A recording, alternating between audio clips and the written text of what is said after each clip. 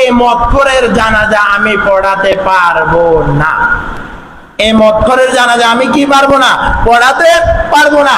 সমাজের যারা টপ লেভেলের গাদ্দার, সমাজের যারা টপ লেভেলের জুয়াখোর, সমাজের যারা টপ লেভেলের ইয়াবাখোর, সমাজের যারা টপ লেভেলের গাঁজাখোর, সমাজের যারা টপ লেভেলের মদখোর, এরা যদি সমাজে মারা যায়, সমাজের গণ্যমান্য ব্যক্তি যারা শরীয়তের গ্রহণযোগ্য মাসালা হচ্ছে, এরা ওই ব্যক্তির জানাজার দাফন করবে না, ওই ব্যক্তির জানাজায় অংশগ্রহণ করবে না।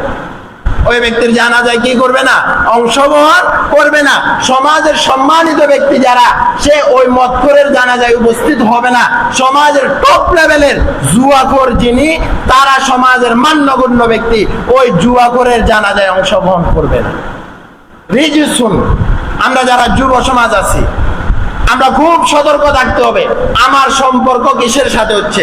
আমরা যারা অভিভাবক আছি, আমার ছেলে কোন দিকে যাচ্ছে, আমার সন্তান কোন দিকে যাচ্ছে, শুধু যুব সমাজ না, মহিলা যারা আছে, যুবতী যারা আছে, এদের সাথেও মদের আড্ডা রাস্তার পাশে দাঁড়িয়ে থাকে। বোঝা যায় না যখন তারা তাদের লোক যায়, বিভিন্ন মিডিয়ার মাধ্যমে দেখা যায় যে তারা মদের সরবরাহ করছে।